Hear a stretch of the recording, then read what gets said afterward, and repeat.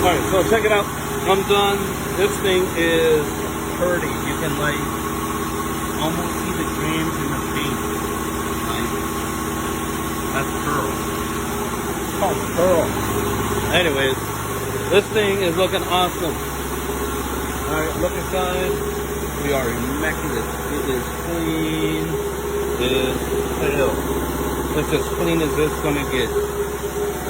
Right now it's getting a quality check, so, and then it's getting taken to the dealership to have the window replaced and the taillight fixed. But other than that, we're good to go. Come on, focus for me. Oh, bam. Clean ass stock wheels. This sucker's pretty.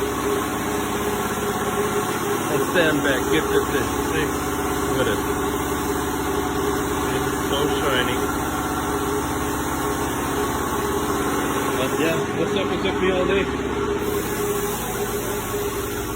So out there is no joke. Oh, that and the color correction. I had to do a color correction on the vehicle. The outside was pretty stuffed up. There was some damage. I don't even know how that came out. The damage, you can see right there. See, it's barely noticeable. Barely noticeable. See, that's how good it is.